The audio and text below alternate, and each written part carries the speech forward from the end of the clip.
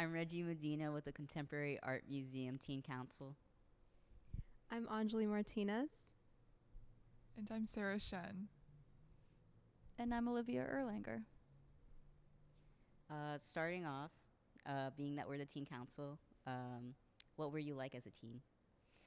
Oh my gosh.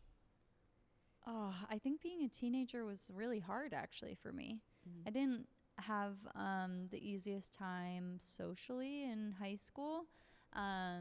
So actually art was really important. I remember like my after school art class specifically with a woman named Catherine Ross. If she ever sees this, I love you and you saved my life. But she really provided like a safe space and a safe haven. But yeah, I was always making art and I had a really small group of friends. But those were really my people regardless. Yeah. But it was, I don't know, being a teen, not my favorite moment in my life. It definitely has gotten increasingly easier the older that I get. Yeah. So this exhibition, it's about home. So I wanted to ask you, what does home mean to you? That's such a good question. I mean, I think the exhibition really deals with this quite directly with scale. And I've been thinking a lot about home as not only an architecture, but as a neighborhood, as a city, as a state or a country that you live in. Home can be the planet that you live on to the galaxy that we exist in. And so that way of thinking of home has become a formal conceit throughout the exhibition. So we're kind of in the one-to-one scale and re-representation of home as an architecture, and also this historical metaphor of home as a body. And then I wanted to extend that to, if home is a body, then body is appliance. So that's really what the film in front of us is dealing with. And we're in the recreation of that set. And then through all of these doorways and picture windows, you can see the different scales of home. Home becomes a planet. We zoom in. It becomes a series of alien landscapes. And behind the staircase, it's a constellation. I was wondering what your artistic influences and inspirations were for this, or just in general, or for life. Oh my gosh, so many. There's so many. What a great question. I mean, I love filmmakers like Chantal Ackerman. I just saw the Joan Jonas show in New York, and that was totally amazing. Pippi Reese. I love Isa Genskin. You know, all of these like innovative female makers, but I also love cinema, and I feel like I reference Todd Haynes a lot. Cleo 5 to 7, there was this amazing film that was really influential for developing appliance called Cleo 5 to 7. And then, yeah, I read a lot. A lot of my major influences come from reading, and actually we have some contributors to the catalog for the exhibition who are some of my favorite authors. So Chris Kraus is writing something, and her writing is really influential. And Lydia Kalopoliti is a Greek architecture theorist. She's writing something as well. Do you have book recommendations? Oh, yeah, I do. It's funny. I made like a stack of books as part of the set that are actually for Sophie, the character in the film, but we have separately like a resource list. But I love, and one of the books in the stack here is also on that resource list, but Caliban and the Witch by Silvia Federici. God, I just read this book that I loved. I read a lot of science fiction and YA, and it's a book that's called She Who Became the Sun. If you guys haven't read it, it's so good. And what else have I just read Lauren Groff's Vaster Wilds, but yeah, I mean, the list goes on.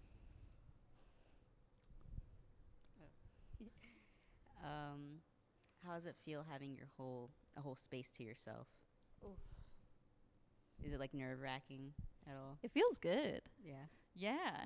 I mean, I think I've said this a lot. It was a very generous invitation that Patricia Restrepo, the curator, offered me because she really was like, you know, what is an opportunity that you haven't had before?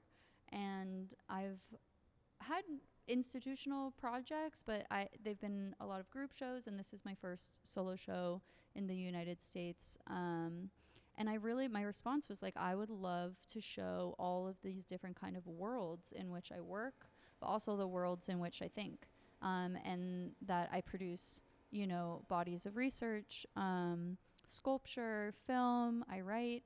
And I think that kind of chimeric output is something that I haven't been able to show people is all interrelated, and that it all affects one another. So it's really exciting for me. That's beautiful. Do you have any, what's your favorite medium that you've worked with? Oh, it's so funny. I don't know if I have a favorite medium. I'd say that I feel like I'm really dealing actually with thought production. And so I have an idea first, and then I start to think through, okay, what is the best frame with which to disseminate the idea? And so if that frame is that of sculpture and the language of installation, or if that frame should be a film, which has the ability to have all of these other forms of dissemination, I really allow the idea and the concept to guide me. So I think I like having ideas the best. That's my favorite medium. It's ideaphoria. Yeah. So I read that this was a decade-long investigation for this exhibition. So what did you discover in those 10 years? Oh my goodness. Myself? I don't know. I mean, I also started showing and making art in a professional context pretty early, in my early 20s, for better or worse. But that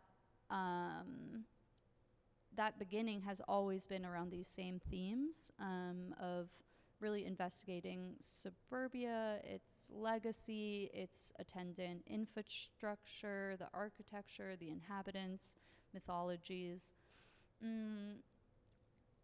I will plug my book with Luis Ortega Govella, who is an amazing architect, and we co-authored this book, Garage, which is, you know, a history of the invention or purported invention of the attached garage, and then how that goes on to become this sort of American myth of, you know, startup culture. I started my business in a garage, and Apple, Hewlett Packard, Harley Davidson.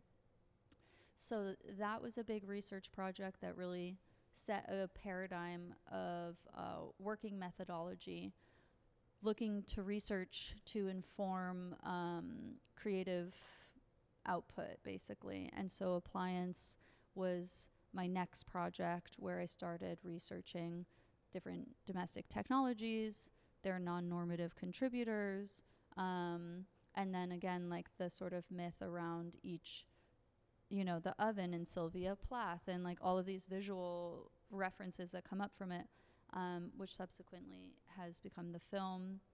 And yeah, throughout those two major research projects, I've been making sculptures, the planet sculptures, and now the dioramas are probably the newest of what I've made.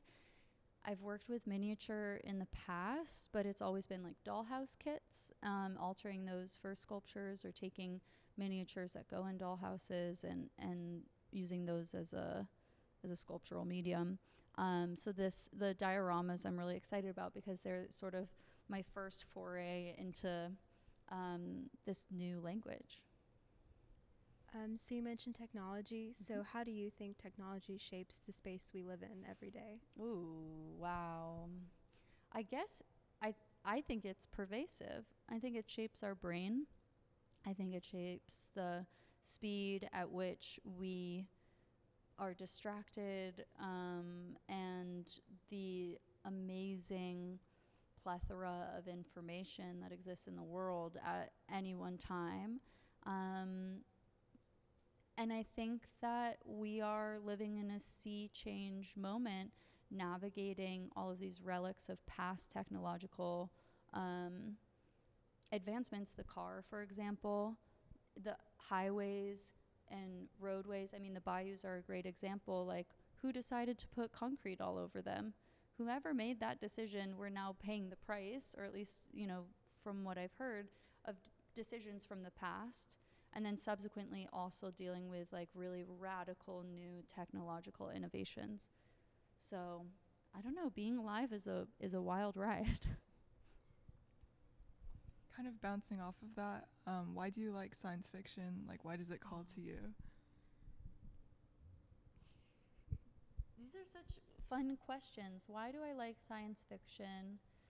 I think that it's funny because I've said this a number of times, but I really do think that the built environment, like the world that we already exist in, is so strange if you were to really sit with it, that it even exists, and all the decisions and people who went into making the things that just exist on the sidewalk is pretty remarkable. So in some ways, I don't think that science fiction replaces how queer our reality is, but I do love proposals for alternative ways of thinking. And so when science fiction is able to do that, I mean, science fiction has also been so predictive. So much of the language that we have around new technologies actually comes from science fiction books.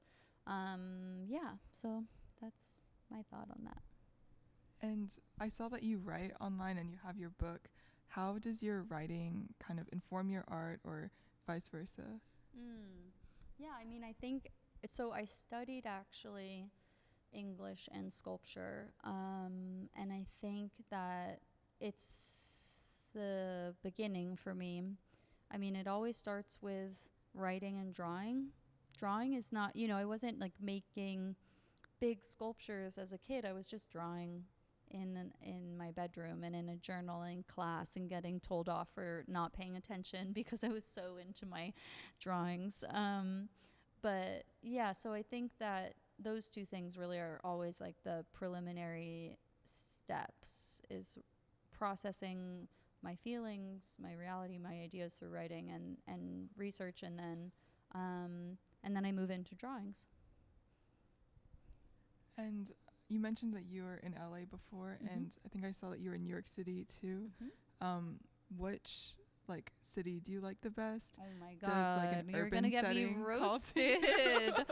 Okay, we don't pick favorites. I am from New York. Like, all of my family is there. And my parents have subsequently moved to Florida, but before that they were in the city being New York.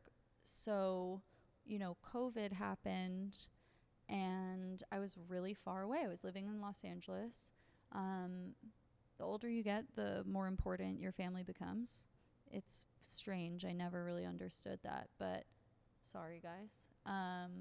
But yeah, I really felt called to come home during the pandemic, and I'm grateful. I live 10 blocks from my sister. We have a great aunt that we call Grandma Rita, who is 50 blocks away. My cousins are there. So it's not for me really about which environment I prefer, because I think they're so distinctly wonderful and also so distinctly bad.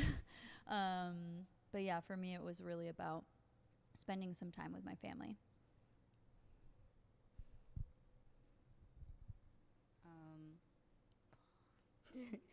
Do you have what does home mean to you? Like, what do you do to really feel at home whenever you feel not at home? This is so boring though, but I love my morning routine. I feel very grounded. Like, I can be anywhere in the world, but if I have the same thing for breakfast, which is so weird, but that really grounds me. And I think, I have a husband. I'm newly married, and wherever that dude is, that's where I want to be. So yeah, we could really be anywhere and I'd feel like I'm home. Do you have any more questions, guys?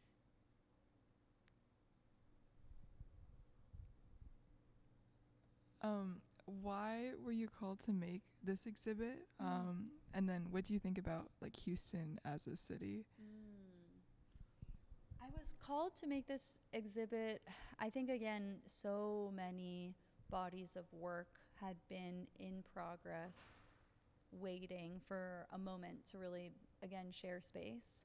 And also, an incredible aspect of the exhibition is the exhibition design. I collaborated with Jeremy Shipper, who's an architect based in New York, and he and I really cooked up this crazy exhibition design where I was able to completely alter what this space looks like and really riff on these ideas that are thematic through lines through all of my work, but portals, doorways, like ruptures in reality. And I feel like that opportunity, not only to have all of these bodies of work like inform one another, but also to change the space so much, that has been really amazing. And I really like Houston. It's funny, it kind of is one big suburb, or like many linked suburbs, and then a random tall building and downtown feeling area, but you're not even downtown. I think it's a really interesting place. I actually love how lush it is. It's so green, and yeah, the food is amazing. So I'm having a great time. Anytime I've been here, I'm enjoying myself. I saw that some of the works over there, they kind of look like they would be in a science museum. And just anything you have to say about that? Influences from like museums, maybe like what's your favorite museum and why? Ooh, my favorite museum, if you can't tell, is the Natural History Museum in New York. The new wing that Studio Gang designed is so crazy. And I just learned, or I heard, and so don't cite me, I have no idea if this is factual, but I was at dinner and someone told me that the architect of the new wing created their design by carving melting ice. And so when you're in the building, and I hope whenever you guys go, you make a point of seeing this, you really have these like biomorphic, organic shapes that just don't feel like anything I've been in. And yeah, so the curator, Patricia, and I, when I did my site visit, I was like, I want to go to NASA, and I want to see all of the different museums, like your Natural History Museum here, but also I think it's the Health Museum. We went to the Children's Museum. Like, I just wanted to see all of the ways in which institutional forms of display really create a sense of authority, because I think that's really fun to mess with and innovate inside of. So it was definitely very important, those site visits to Houston. Thank you. Thank you.